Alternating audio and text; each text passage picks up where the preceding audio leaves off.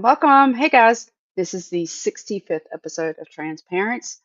Not sure where Jenny is. She may roll in here. She may not. She may have lost power. I don't know. Um, a lot of us are being impacted by the storm. I know we have uh, started having a wintry mix yesterday, and we have like a light coating of ice and snow, and it's still falling. So we have another batch that's moving through right now of freezing rain so far. So we will see what happens with it. If suddenly this goes dark, you will know I've lost power. And therefore, this streaming has stopped, and I apologize. And I won't be able to bring it back up because I will have lost Wi-Fi. If that happens again for the interruption, sorry about that. But for tonight, we're going to cover When History Whispers, Will We Listen? Jenny and I had covered a episode last year that delved around the documentary Eldorado that had just been released on Netflix. And this isn't a discussion about Eldorado again.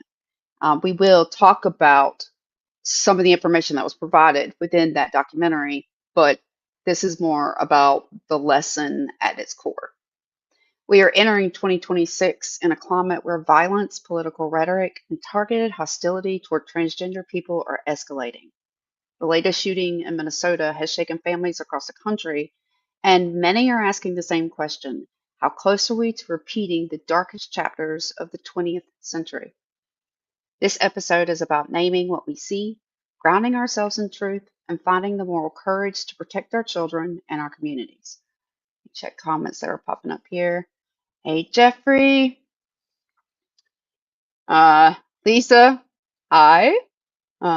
Brutal weather. I can't imagine what it is for you. Like just the ice. Ice impacts North Carolina very, very, very differently. We just don't know what to do with it, most of us. So people are locked in or out, and a lot of car accidents and whatever. And we didn't move. We didn't move. We kind of planned to stay put. Um, that's been the thinking for most people. And I hope for their safety, they will do the same. But because I haven't heard from Jenny and she didn't come and she's not here, I'm wondering if she may have had some issue with power and that's why she's not here, which is completely understandable. I would rather her conserve her power or like on her phone for emergency contact, like if she needs to get out, call out versus being here. For me, we've been charging everything and keeping things on charges so that like at max capacity, because there's a very good likelihood with the additional icing tonight that we may lose power overnight or for tomorrow. And there, granted, it's typically within 24 hours we'll get our power back, but there have been times where we've been locked in and locked down and cold for up to 3 days at a time. So that's just a lot. Like you start losing everything in the fridge. There's no ability to like we have gas logs downstairs, luckily. So that is what's going to keep us warm. We may all just move into the living room. So everybody's been charging up and the candles are sitting out and fingers crossed that all goes well. So let's go back to tonight. Um, how close are we to repeating the darkest of the 20th century? This episode tonight is about us learning from that past. While we're returning to the conversation, last year we explored Eldorado, the documentary tracing how Magnus Hirschfeld's Institute for Sexual Science became the first building targeted and destroyed by the Nazi regime. We are not recovering, we are not recovering that documentary. Excuse me. We are revisiting the pattern. Marginalized communities targeted first, knowledge and research destroyed, identity framed as a threat, violence justified through morality, and bystanders silenced by fear. This is not about sensationalism. This is about recognizing the early signs that history has shown us before. So yesterday there were big events. The Minnesota shooting. And while we're not going into a lot of graphic information about that, we kind of want to talk about the bigger image. The tragic Minnesota shooting is not an isolated tragedy. It exists within a climate where hostile rhetoric toward trans people has become normalized. Policies frame gender diverse youth as dangers or problems. Public figures then use language that dehumanizes entire communities. Misinformation spreads faster than truth, and violence follows, spikes, and political hostility. When leaders use language that paints people as threats, some interpret that as permission to act violently. This is how escalation works. This is how history has shown violence becomes normalized. If we truly believe in democracy, we cannot support policies or rhetoric that strip rights, target communities, or justify cruelty. Democracy cannot survive selective humanity. Historical parallels. This is some of what we learned from Eldorado. What happened in 1933? Magnus Hirschfeld's institute was raided and burned. His research on gender and sexuality for the past 20 years was destroyed, and part of the very first burnings led by the Nazi regime. Trans people were among the first people targeted. The public was told these actions were necessary for public morality and for protecting children. Many bystanders stay silent out of fear. But some people see happening now. Attempts to restrict or eliminate gender affirming care, efforts to remove LGBTQ content from schools and libraries, rhetoric framing trans people as threats, policies that isolate or surveil gender diverse youth and communities afraid to speak out. We are not claiming equivalence. We are naming echoes. The danger is that is not that history repeats. The danger is that people ignore the early signs because they feel familiar.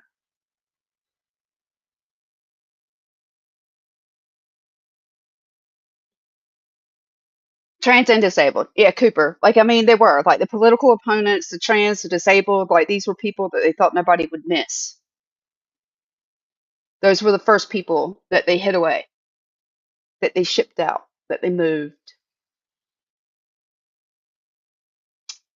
And tonight, I posted it very late, so I'm not even sure if it shows up on YouTube because I posted it from StreamYard, and I'll go back after. But I covered a song, AP and I covered a song on Lyrical Labyrinths of Light that had a part of this speech from a movie called The Dictator, The Great Dictator. It's a Charlie Chaplin film. I believe it's the only film that he ever actually spoke in. And this speech is made toward the end of the movie, and he is,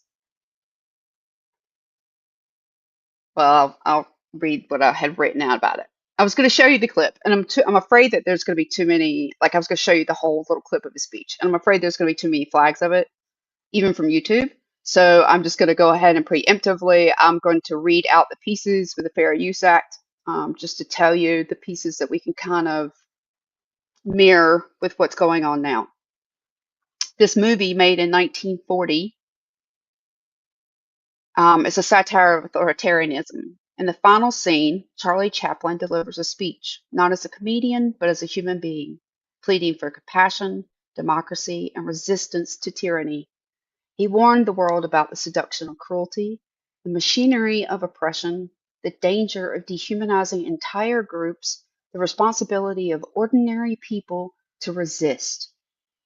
Two of the biggest quotes that stand out from this speech are, "We think too much and feel too little. And we are more than machinery, we need humanity." Chaplin spoke to a world on the brink. His words resonate today because they remind us that democracy is fragile and silence is not neutrality, it is surrender.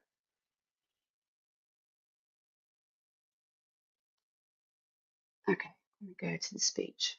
So this is the parts that I pulled off that I felt like were kind of, I guess, reflective of now. "I don't want to rule or conquer anyone. I should like to help everyone if possible. Jew, Gentile, black man, white, we all want to help one another. Human beings are like that. We want to live by each other's happiness, not by each other's misery. We don't want to hate and despise one another. In this world, there's room for everyone, and the good earth is rich and can provide for everyone. The way of life can be free and beautiful, but we have lost the way." Greed has poisoned men's souls, has barricaded the world with hate, has goose-stepped us into misery and bloodshed. Our knowledge has made us cynical, our cleverness hard and unkind. We think too much and feel too little. More than machinery, we need humanity.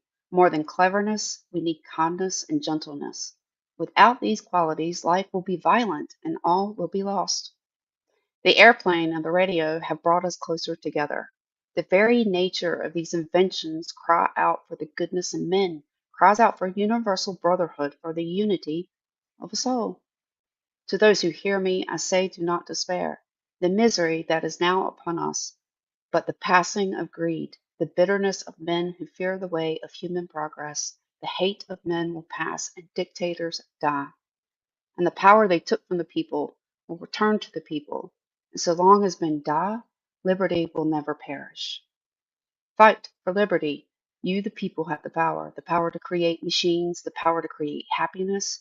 You, the people, have the power to make this life free and beautiful, to make this life a wonderful adventure. Then, in the name of democracy, let us use that power. Let us all unite. Let us fight for a new world, a decent world that will give men a chance to work, that will give youth a future and old age of security. By the promise of these things, brutes have risen to power, but they lie. They do not fulfill that promise. They never will. Dictators free themselves, but they enslave the people. Let us fight to free the world, to do away with national barriers, to do away with greed, with hate and intolerance. Let us fight for a world of reason, a world where science and progress will lead to all men's happiness. In the name of democracy, let us all unite. And obviously, he gives it exceptionally better than I could possibly read his speech. And I've left bits and parts of that out, but he's reading it to a set of soldiers. And yeah, I would just recommend you go look up that, if nothing else, just a Charlie Chaplin speech from the great dictator. What that means for parents right now: recognize a pattern, not to panic, but to stay awake. Reject dehumanizing language, even when it's framed as policy, protection, or parental rights. Speak up early. Waiting until harm escalates is how history repeats itself. Build community. Isolation is dangerous. Connection is protective. Protect your child's humanity, not just their safety, their joy, their identity, and their dignity. So, because Jenny's not here, I'm kind of having a conversation with myself. And so we usually have like a few discussion prompts that I come up with. So one of them was, what parallels do we see between early authoritarian movements and today's rhetoric? Targeting marginalized groups first. Early authoritarian movements often began by isolating a group framed as dangerous, moral, or corrupting society.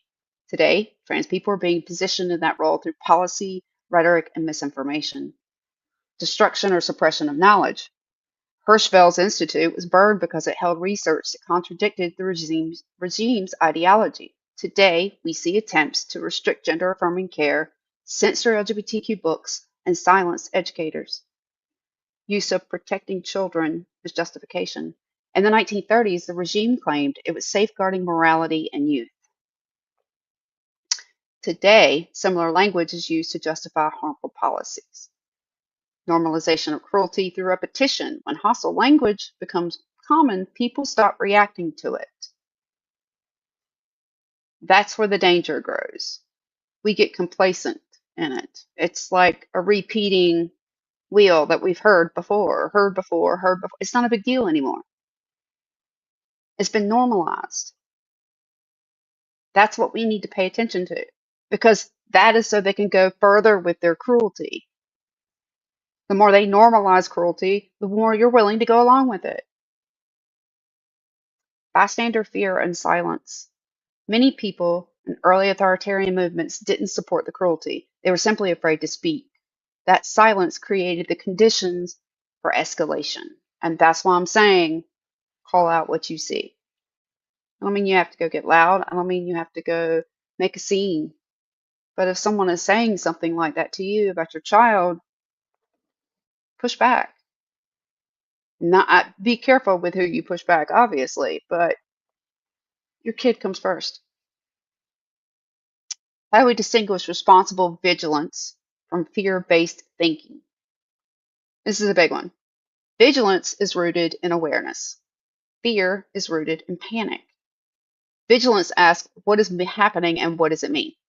Fear asks, what if everything collapses tomorrow? Vigilance looks at patterns. Fear imagines catastrophes. Vigilance is evidence-based. Fear is speculation-based. Vigilance leads to action. Fear leads to paralysis. Vigilance says, I see the danger and I'll respond with clarity, where fear says, the danger's too big, I can't do anything. This is a big one, I think, because a lot of people say that fear leads to anger, and so therefore that gives them the forward propulsion to keep going, right?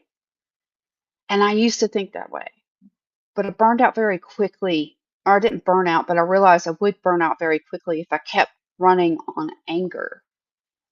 And it had to be clarity. And this isn't fear-based. It's not, I'm not paralyzed in it. I'm not stuck in that fear. I know it is a tool to get me to be quiet. That's what a lot of this is. That's what's going on every day in our news cycle right now, is for us to be quiet. Vigilance builds community while fear isolates. Vigilance encourages connection, conversation, and collective action, where fear pushes people inward, where despair grows. Vigilance protects children, fear scares them. Vigilance helps us as parents talk honestly without overwhelming our children.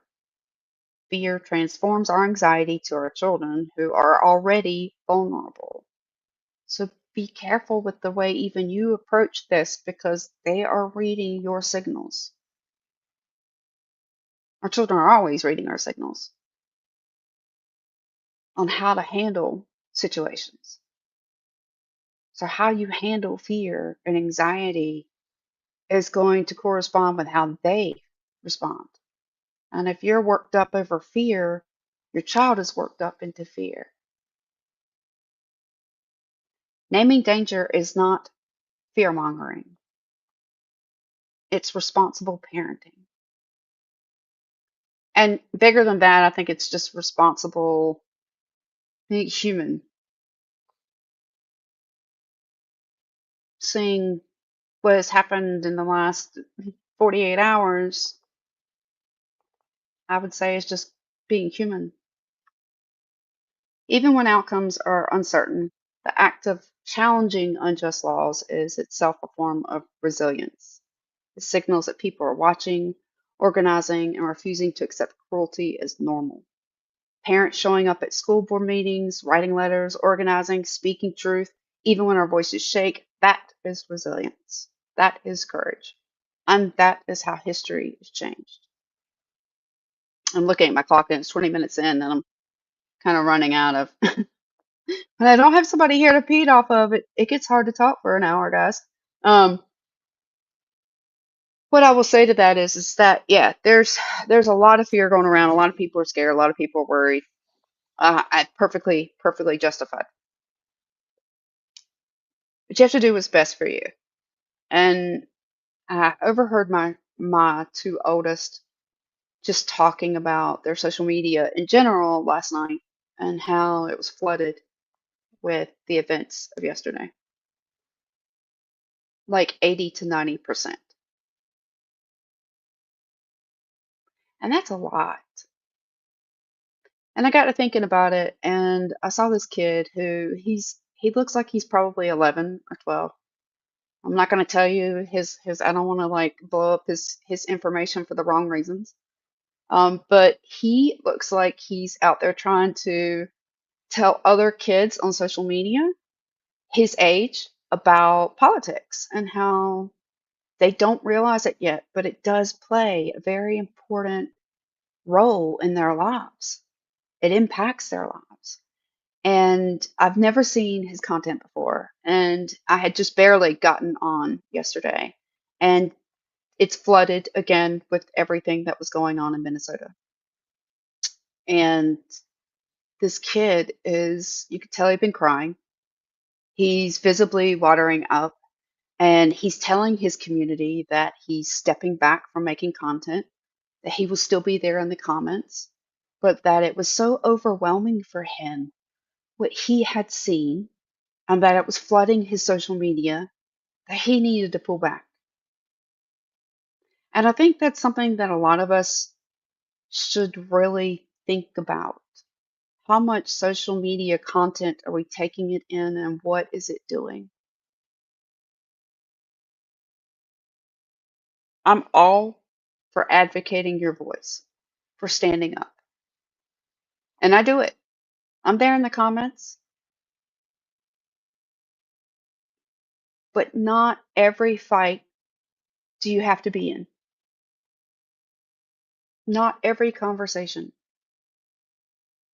You can still support.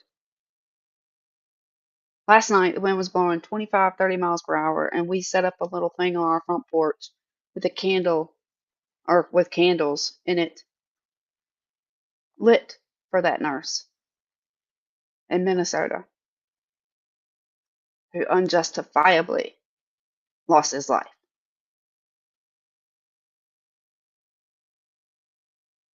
We couldn't be there. There was an ice storm on top of us, but I still put my candle out on my porch because I am paying attention. But I didn't go get in a lot of conversations. I didn't go make a video about it. I didn't go write posts about it. I just knew where I needed to be. And sometimes that's enough.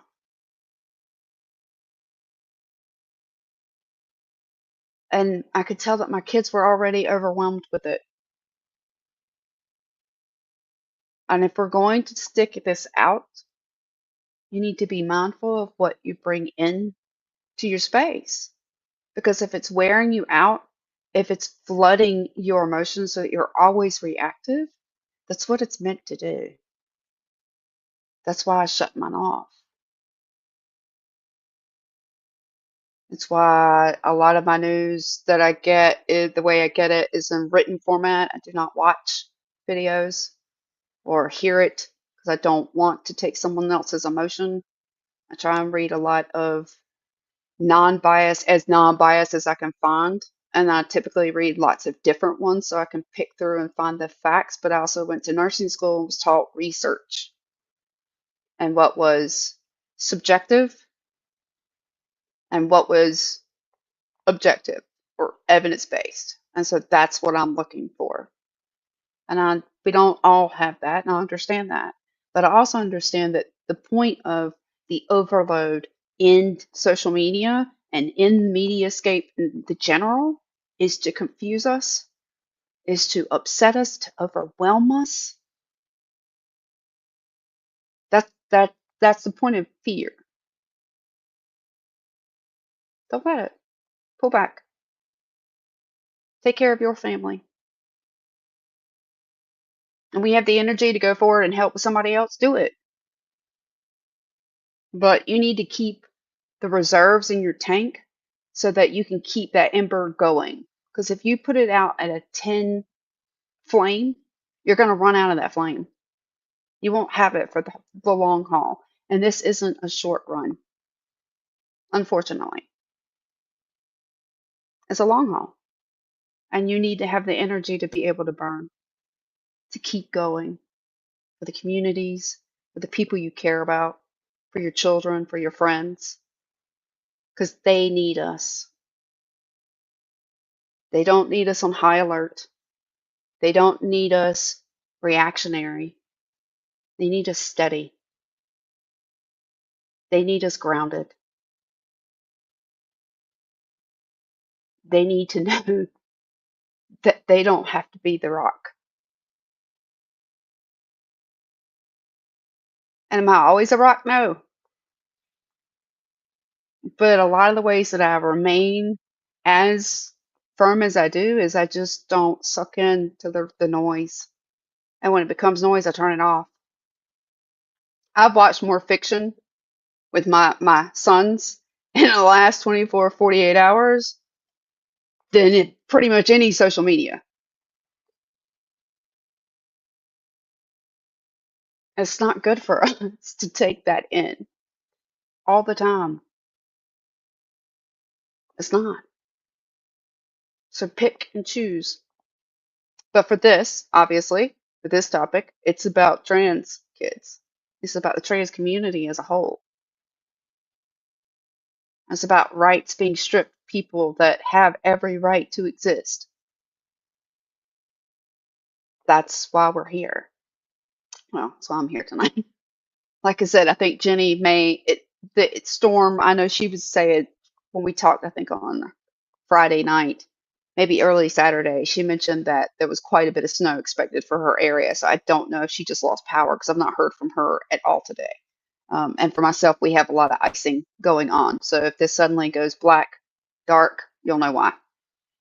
But I will be honest, that is kind of where I had gotten to with my notes. And if there's not a lot of questions, which I'm not seeing a lot of comments here in the comments section, then I don't really have something to feedback off of other than don't be gaslit. Don't be led to fear. That's the point. The overload, the overwhelm is meant to overwhelm. So you will want to be silent. So you'll want to back into a corner. So you'll fold. That's how this works. And I encourage you to find something to strengthen your resolve, to strengthen yourself, whatever it may be, so that you can keep going in this fight. It's not short, unfortunately.